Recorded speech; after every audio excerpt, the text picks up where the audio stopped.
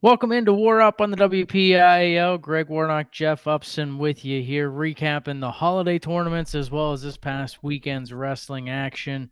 And Jeff, I would ask if you're recovered from the wrestling side of things, but I think the bigger question is, are you recovered from that Steelers game last night? I mean, the question is, are you recovered? Because it's funny. My dad texted me afterwards and said, the Steelers just aged me 10 years. I'm like, don't say that because that would make you over 90. But it's very exhausting emotionally to be a Steelers fan. That game, at least the last like 2 minutes, 5 minutes, was insane.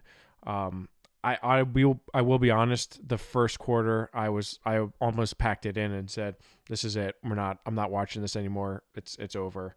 Um, and look, I'll tell you this: we're not having a show next Monday, right? We're not having a show next Monday because we're gonna take it to the Texans. Um, would you say the Steelers got lucky last night, or do you think it was just they played well down the stretch? What would you say?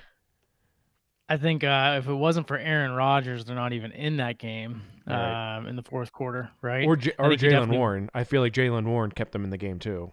Like his running. Yeah, no, Yeah. no. I mean, the running game has always been strong, but Rodgers made some great throws. I think that they did get lucky, though. I mean, you combine the Boswell missed extra point, the timeout issue, and then you have the missed field goal by the Ravens kicker. I mean, that's a lot of things going in your favor Mm. for everything that went wrong.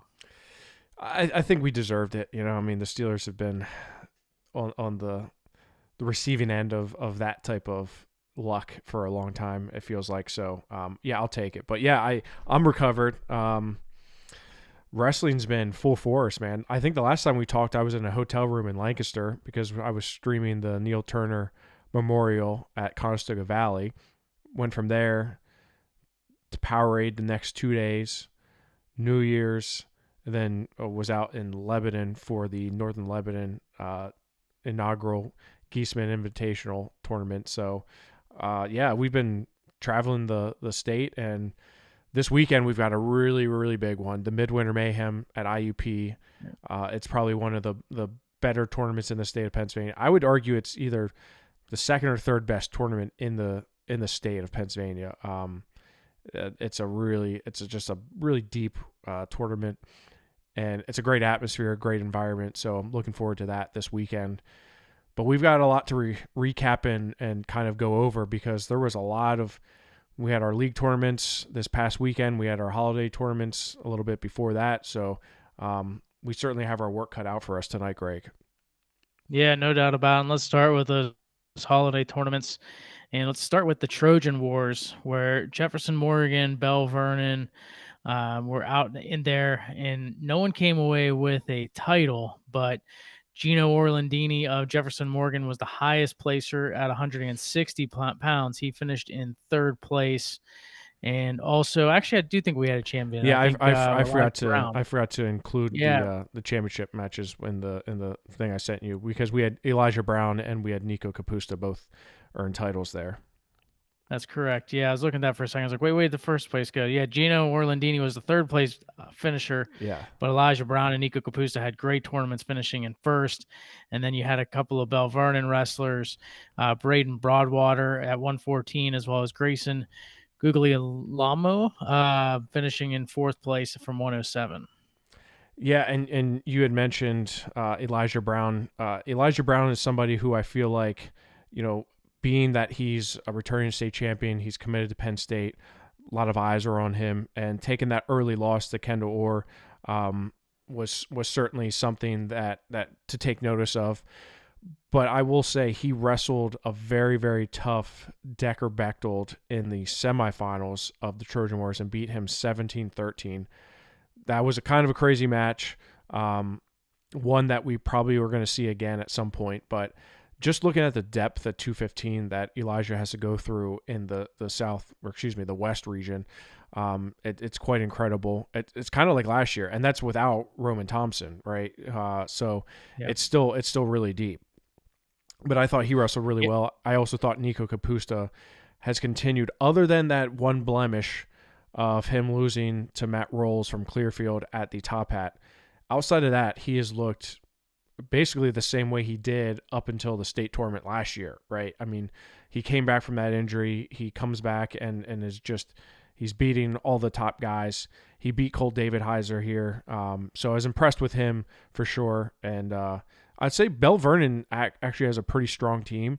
To see some of their guys come away on the top 8, I was impressed with Bell Vernon, how they wrestled as a team. Yeah, overall having 4 wrestlers medal, and Jefferson Morgan too. I know they didn't Mm-hmm. get anybody in the finals, but coming away with 4 medalists as well. Braden Hanning and Alec Palco both finishing in 5th place. Caleb Delaney finishing in 6th. Colby Hibner of Bell Vernon was the other medalist for Bell Vernon in 5th place. But overall, I thought both teams wrestled really well. Coming into this tournament. When you go down to the next tournament, Jeff, the Bethlehem Hurricane Classic, there it was Braden McConaughey of North Allegheny. He was your champion at 285 pounds. North Allegheny also had Griffin Reed at 152, finishing second, and Evan Schomburg at 121, finishing second as well. And then you had a couple other medalists in Gus Stediford and Joe Sinan. Yeah, McConaughey, he had a really good tournament. That heavyweight class at the Hurricane Classic was pretty deep. Daniel Schiffert from Freedom, he was a returning state medalist, or excuse me, state qualifier. So I thought that was a big win for him. Griffin Reed, Zach Jaffe from Kennett beat him in the finals, which is a little bit. It's interesting because if you look at their common opponents, Noah Curran from Norwin, he beat Zach Jaffe at the Penn Manor tournament. So Noah Curran beating Jaffe, Reed losing the Jaffe kind of propels Curran up a little bit higher. Now Curran didn't place at the Powerade, but he certainly had a good showing there. Schomburg was the other one I was impressed with, making it to the finals. He had a couple big wins to make it to the finals at 121. Joe Sinan from at 107, I was a little surprised to see him drop to 7th. That was a really good weight class, but it was a young weight class, and he's a guy that already has a year of experience under his belt. So I was expecting him to do a little bit better than 7th, but overall, yeah, I love the fact that, and I said this last year, I love the fact that North Allegheny goes out to the Bethlehem Hurricane Classic. Latrobe went there for at least 1 year, I know that. I love that the WPIAL has a team out there because your wrestling teams, for the most part, you're never going to see during the regular season. I mean, you may see 1 or 2 of them, right? But it's primarily a District 11, District 2. There's some District 3 in there as well. But I love the fact that they go outside of their bubble and get away from the WPIAL and compete because you get to see different looks, right? And for a rankings standpoint, it's great because you get to see some of these different matchups, right? And it helps when they head to Hershey, knowing that they already have some common opponents. Yeah, no doubt about it. I like it too because you go to these tournaments and beat each other up all year. Then you get to the postseason and you're basically it comes down to the coin flip sometimes, right? As far as who's Yeah. going to advance in some of these matches. Whereas earlier in the season, it opened up a little bit. So I agree. I like that, just get new competition and different looks and being prepared as possible for the state tournament. You look ahead, Jeff, at the Southmoreland tournament. A lot of WPIAL wrestlers getting into the finals and a lot of WPIAL matchups. Here, obviously, it's mostly a WPIAL tournament for the most part, with the exception of some schools. But let's kind of look at how the results shaped up in the finals. At 107, Gavin Morris of Albert Gallatin, he beat Carter Baker of Burgestown 3-1. 114, Michael Johnson of West Allegheny beat Bennett Ferraro of Pine Richland 4-3. And 121, Caden Braun of Freedom had a fall over Gage Bradley, of Burgestown. Yeah, the 114 match was one I certainly wanted to see. Michael Johnson versus Bennett Ferraro. Johnson's a guy who is a returning state qualifier. Didn't have the best of King of the Mountain tournaments, but he certainly bounced back, beating Bennett Ferraro, who is really tough. And he's one of those guys who last year at 107 was in a very deep section.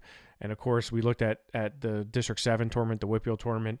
It was just jam-packed full of talent. So I think had he made it to the States, he probably would have got a couple wins there, but he just wasn't able to qualify. So that was one I definitely had circled.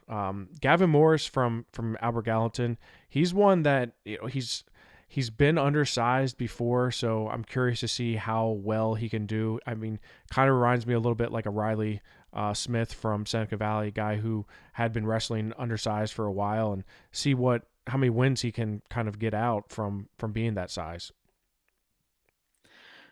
133 pounds, Santino Sloboda. Butler won by tech over AJ Snatchko of West Allegheny. 139, Thomas Bencho of West Allegheny. He won 4-0 over Griffin Tinsman of Marion Center. And at 152, Jonah Erdley of Fraser, a 2-1 win over Owen Campbell of Plum. Sloboda is just continuing to impress. I mean, I know to this point he hasn't. Snatchko's not bad, right? Snatchko's a good wrestler.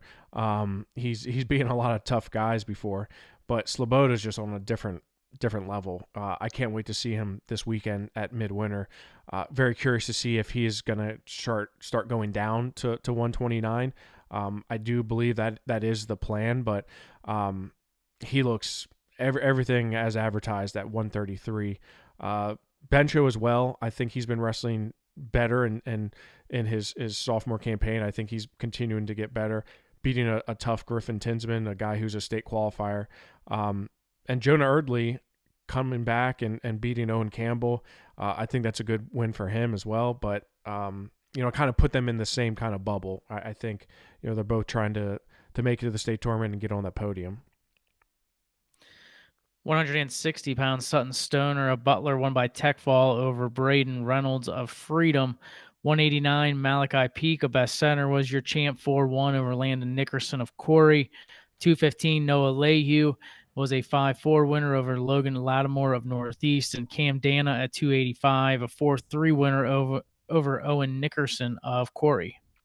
Yeah, and I love the fact that Corey's there, and some of these District 10 teams, Northeast as well, because you get to see some of the mix-ups, right? And you get to see some of these guys, like we talked about with the Hurricane Classic, some matchups that you typically aren't going to see. Malachi Peak, he's 17-1 on the year. He lost to Tegan Barr a week later at the Tricata, but he certainly has been wrestling well. I like how he's been competing this year.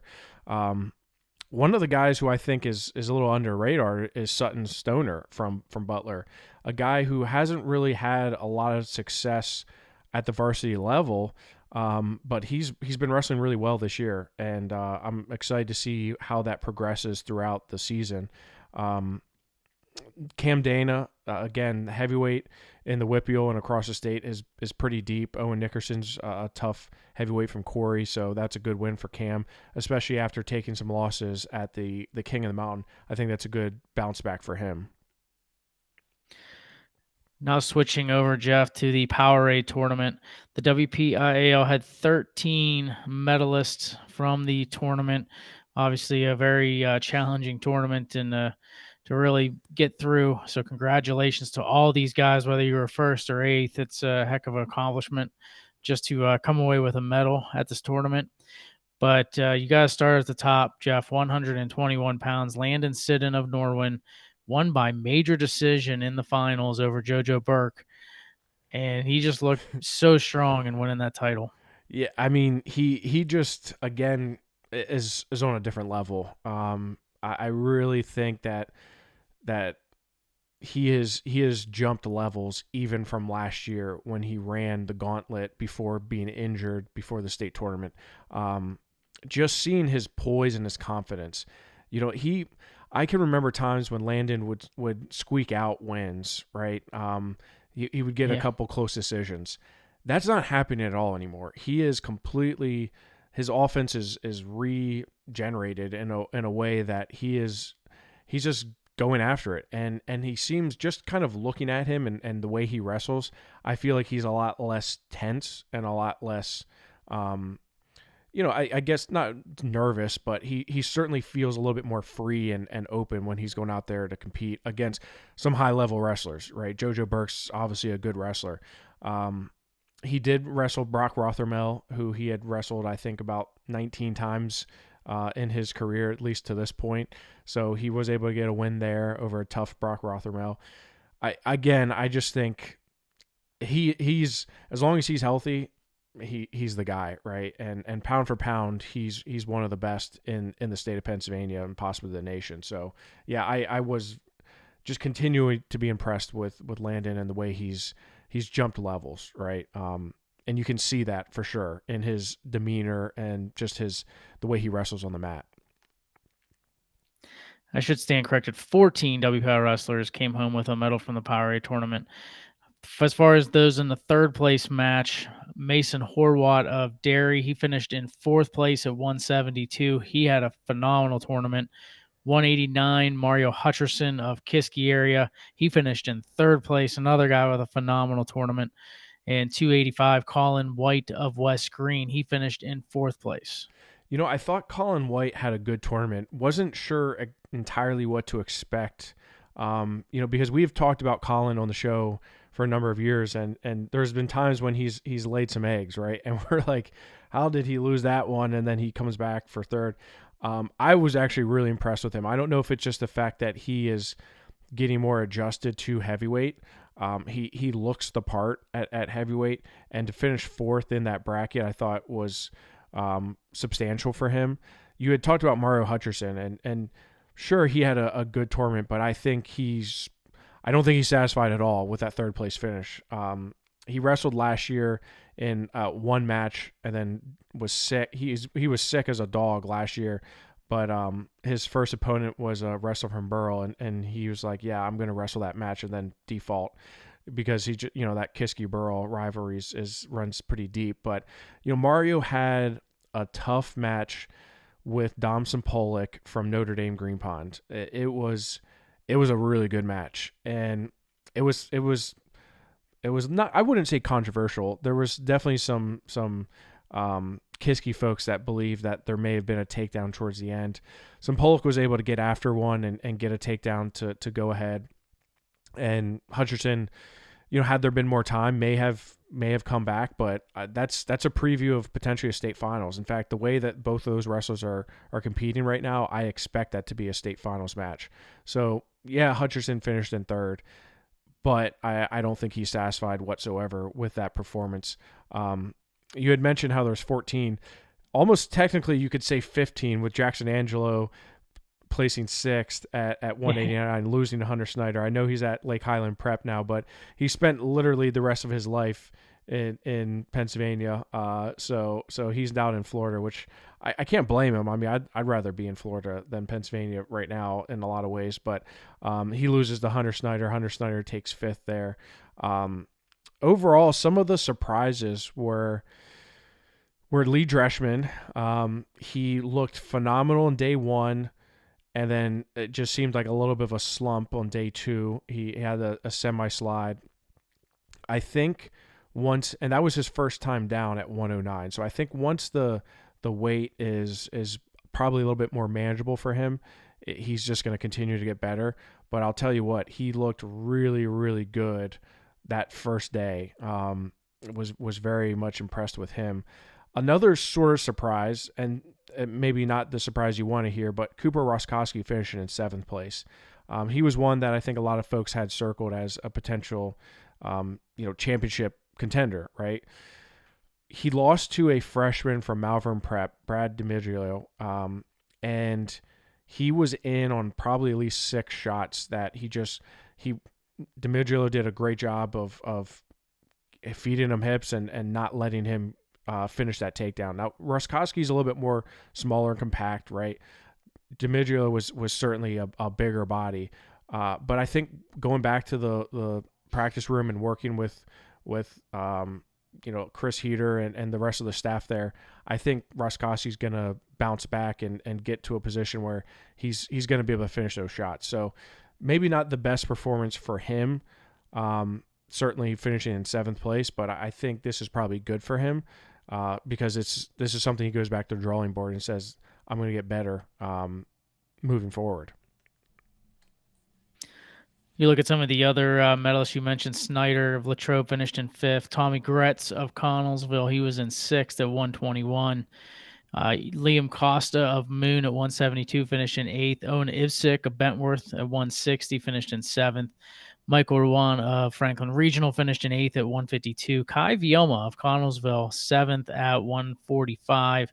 Nolan Rice of Connellsville, eighth at 127. And Bryce Thomas of Moon finished in eighth place at 107.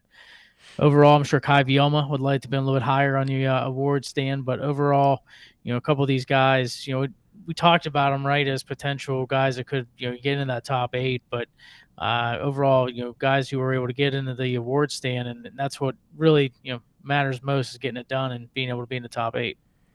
Yeah, I mean, how many of these guys were not seated in the top eight, right? Quite a few of them. Mikey Ruan was certainly not in the top 12, and he was able to outplay, out wrestle his seed. I think he's one that was very impressive. He had a win over Noah Curran from Norwin, that tough freshman. So I think that was a good head-to-head to kind of see where he's at. I thought Liam Costa wrestled really well. Honestly, I thought all of Connellsville wrestled pretty tough. And I really, you go to Powerade looking at individuals, but you also kind of scout the teams, right? You kind of want to see what that team is wrestling like. I'm looking at Norwin, I'm looking at Franklin Regional and Connellsville and seeing, are some of these guys that aren't your headliners, how are they competing in the wrestlebacks, right?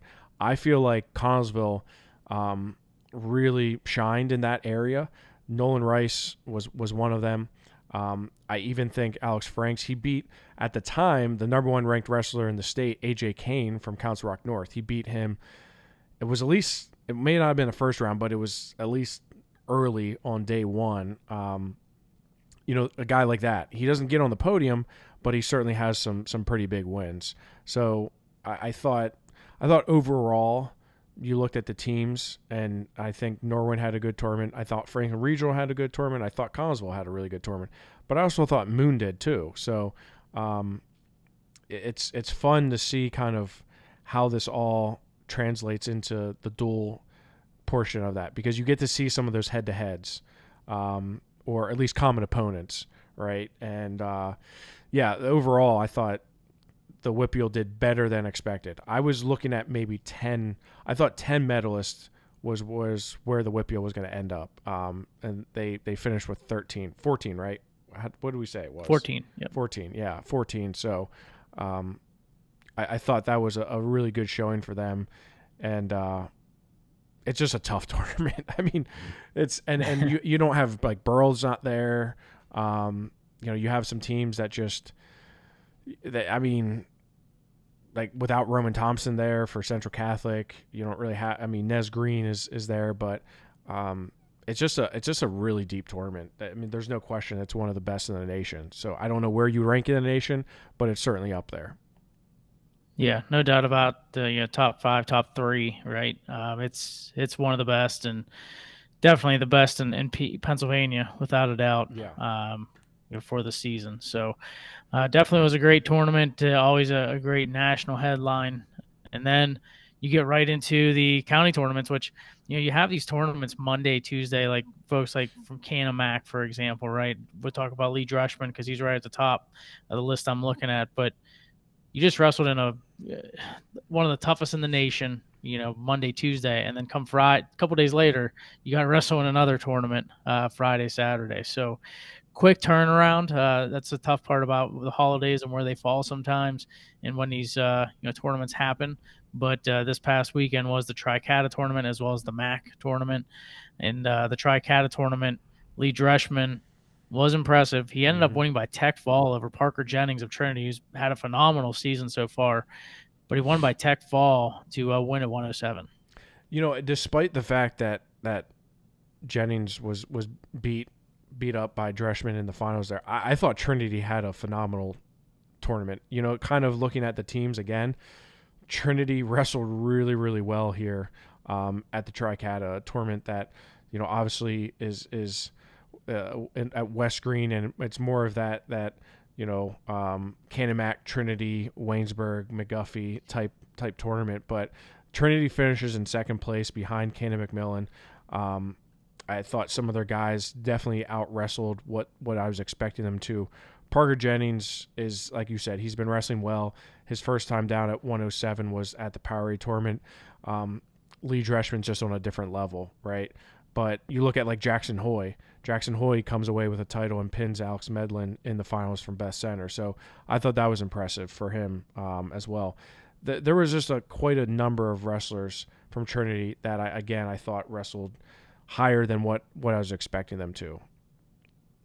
Yeah, one of those guys, the next way to 121, right? Gavin Yeah. Bricker of Trinity was unseeded and ends up finishing in second place. Dropped a 9-2 decision in the finals to Tucker Main of McGuffey, who's one of McGuffey's best guys.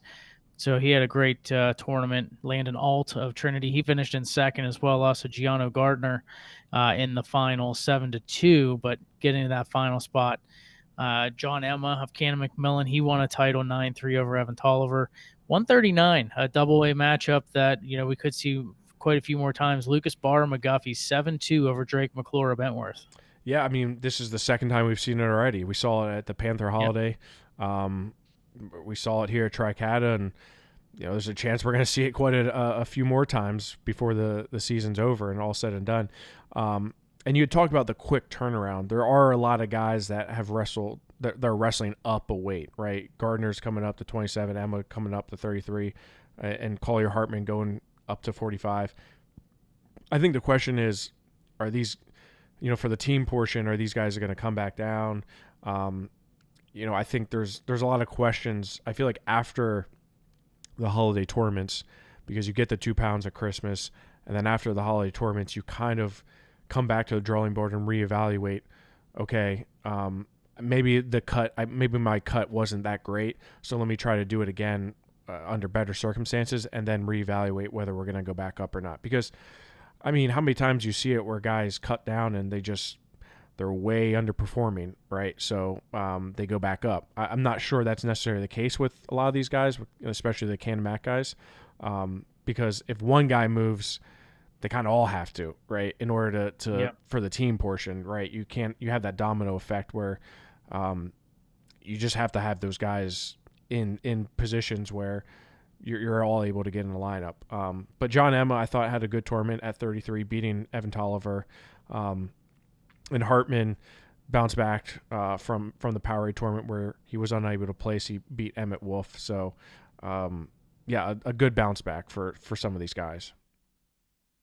Yeah, no doubt, and that's something you got to communicate, right, to everybody. Is everybody's going up, but with that short turnaround, they ended up being New Year's as well. I'm sure it's tough to make that cut, especially if the cut was, like you said, was hard getting down for the Powerade tournament. You look at the rest of the field. Jonah Early, of Fraser, 9-0 over Logan Noyes of Burgestown for 152. Owen Isick of Bentworth, 4-2 over Christian Lowther of Ringgold. Alec Palco of Jeff Morgan won by fall over Aaron Supler of McGuffey at 172. Yeah, and Suplar was one that I was kind of surprised to make it into the finals. He's a guy that McGuffey and Jared Roberts and his staff, they're going to have to get those guys, him, Clayton Ely, to wrestle at a high level and to get some upsets and not give up bonus points when it comes to the team portion of things. So, I thought Aaron Suplar wrestled really well. We talked about Ivchik and Lowther. I think those guys have wrestled a whole heck of a lot over the years, and I'm sure we're going to see those guys wrestle again. 189, Bryce Collins of Cannon Mac, 5-1 over Tegan Barr of Trinity. Noah Lehue of Best Center, 2-1 over Braden Collins of Cannon Mac at 215, and Colin White by fall over Landon Heath at Jefferson Morgan at 285. So Colin White turns around his fourth place finish, comes back and wins a Tricata title. I'll tell you what, Noah Lehue from Best Center has been wrestling lights out this year. His only loss is a kid from Maryland. Outside of that, he's really looked good. He beat Logan Lattimore from Northeast, South Warren, we just talked about. But beating Collins was an impressive feat in itself. But just all season long, Noah Lehue, I feel like, has been wrestling well. Going back down to 189, Tegan Barr, a guy who for Trinity is not their headliner, right? And not somebody that is. I mean, we didn't even talk about Dom Canale. Dom Canale finishes in third at Yeah. at 133, right? So again, he's somebody he's back up to 133. He had been at 127, but he lost to John Emma. So I again, those two both were up, and John Emma ends up getting the win there. But a guy like Tegan Barr, that's a huge performance by him to get into the finals. I think he was like 500 last year. He was 15-17 last year, so he wasn't even 500 last year. He's 20-4 already this year, right? That's a huge improvement, and that's a guy who is part of the reason why Trinity's in the conversation to finish high in the WPIAL as a team, right? So thought that was impressive by him, and as you mentioned, Colin White follows that up with a championship title at Tricata. I think it was Tricata last year that he lost early and then came back for third, right? I think that was the tournament. That is correct. I think he lost in the first round, and it was like, "What the heck? You did? I think he had just met him a Powerade the week before, um, and he lost in the opening round, but follows it up this time with a title. Yeah. Over at the MAC tournament, that was headlined by a win for Moon. So Moon continuing its strong season with the first place finish. West Allegheny in second, and Laurel finishing in third. Laurel, one of those double A teams. We always talk about the top three, right? You got Burrow, you got Derry, you got McGuffey. Laurel's in that like 4 or 5 mix as far as teams on the double A side. Yeah, well, when you have like four upper weights that are all super solid, right? I mean, you have a really good heavyweight, you have a really good 215, you have a pretty good 189 as well. Yeah, I mean, I think and 172 with Dominic Willis too. I mean, yeah, they're definitely in the mix, and it's those other guys that you gotta. I'd like to see compete, but I think they're definitely in the conversation for that fourth spot. You had mentioned Bryce Thomas places at Power, then gets a championship title here. Michael Johnson from West Allegheny beats a tough freshman from Moon, Hayden Seymour. Bruce Anderchak is back, which is huge because he hadn't wrestled, I think, since like early December when he got hurt and was out for a couple weeks. So him being back, I think, is big for Quaker Valley. But yeah, and Antonio Boni, that was, I don't know if you saw that match he had with Cale Yannick, but that was an overtime match. Antonio Boni, of course, is a state runner-up, and he beat Cale Yannick 4-1 in sudden victory. So I thought that was a really good win for him, but a close match nonetheless. And how about at 139, Jeff? Olympic Soraro of Mars, a tech fall over Thomas Bencho of West Yep. Allegheny.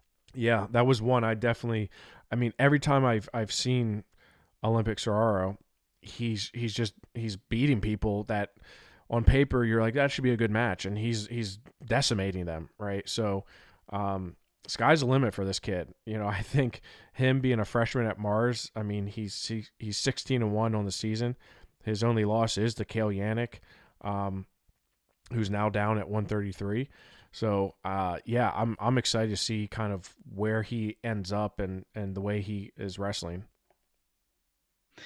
You also mentioned some of the Laurel folks. Matt Dana of Quaker Valley did defeat Braxton Carr of Laurel at 167-0. So you talk about, Laurel from 160 probably to 285, just very solid, One of the right? best in the WPIAL. Yeah, especially in that double A side from Braxton Carr, Dominic Willis. Those two are runner-up finishes. Then you have Jack Miles at 189, who finished in fourth. And then you also have Colton Carlson and Casey Wilson. Both were champs at 215 and 285. And by the way, they also had a fourth place finisher at 215 and Jackson McVicker, who probably won't even see the lineup much because it's kind of hard. You only can bump so far, right? Yeah. With some of the heavier weights, but they are solid from 160 on up. Yeah, I mean they're super solid, and and again, looking at some of their lightweights, Logan Ketzel is somebody who needs to who has to compete at a high level for them. I'm not saying that they're as complete as like a McGuffey, but they're certainly, I feel like they're in the mix, right? They're 11-3 on the season. They lost to West Allegheny, they lost to Derry. And they lost to Greenville 38-35. Greenville's a pretty tough team from District 10. But when it comes to the WPIAL in Double A, I think they could certainly make a case that they're the fourth best team behind Burrell, Derry, and a McGuffey. No doubt about it. And this week we have back to some dual meets. Not a lot really, jumping off the page. Latrobe, Russell, and Derry here today, Jeff. But outside of that, I feel like the next big matches are going to be coming here in the next 2 weeks. Yeah, I mean, looking at there's some that on paper that they should be good ones, but as in terms of like implications for postseason, there's not a lot that is happening this week. I mean, Latrobe and Derry's just a rivalry match, right? That's like kind of it's not Burl Kiski, but it's close, right? But yeah, there's not. I feel like we're starting to get into the dual. It's like we're slowly getting into the dual season, right?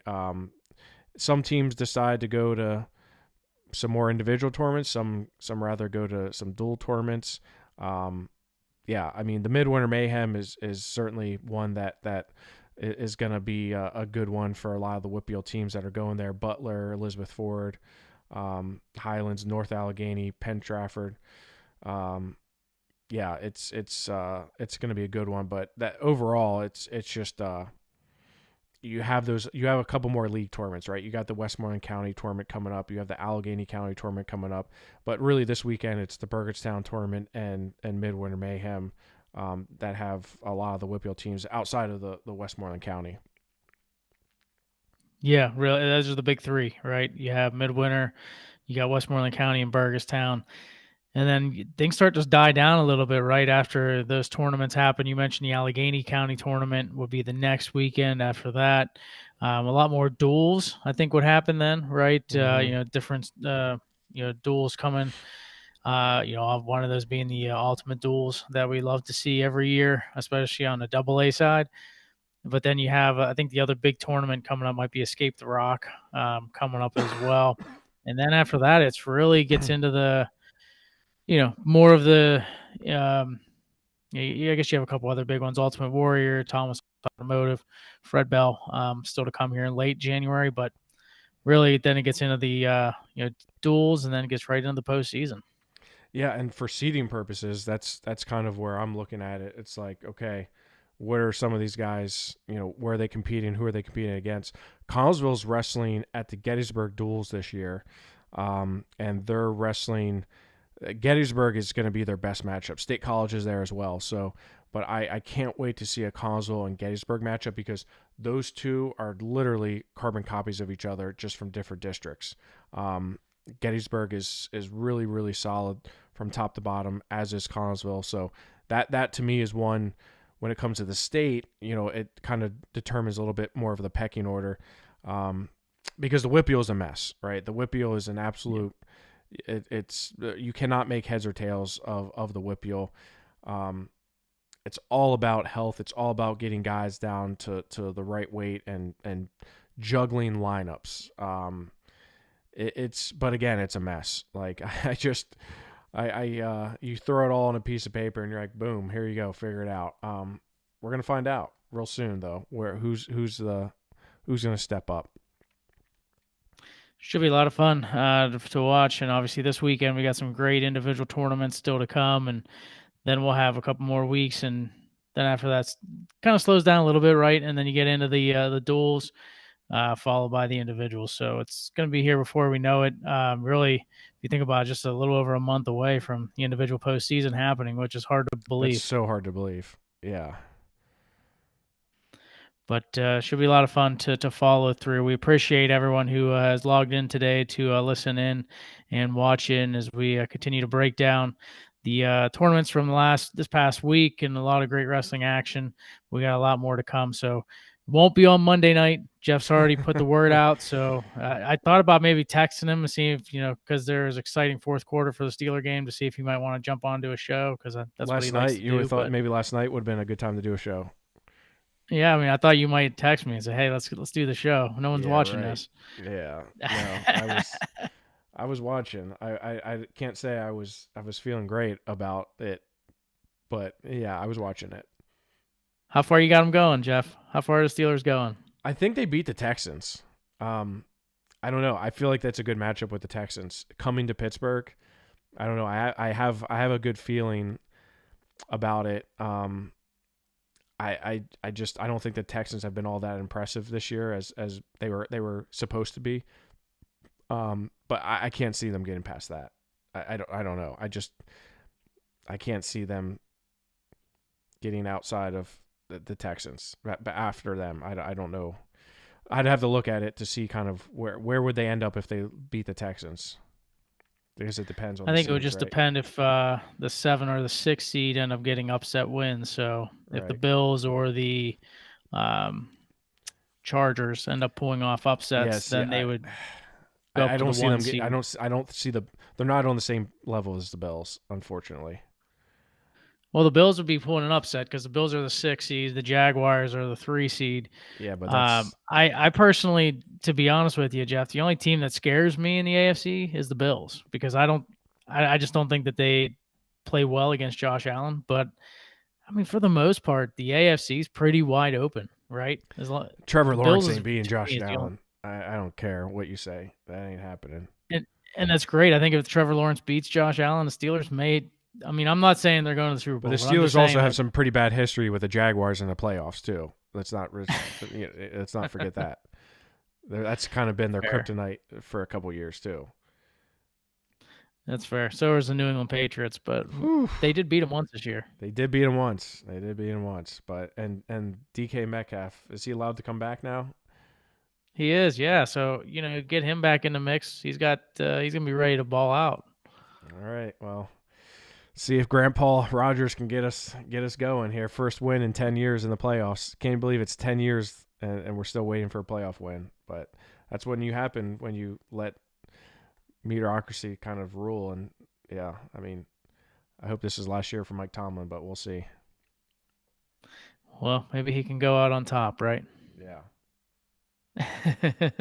Wishful thinking, without a Yeah. doubt. But yeah, we'll be back probably Tuesday next week to break it down for you as far as the wrestling action and get back into it. But for Jeff Upson, I'm Greg Warnock. We appreciate you watching and listening.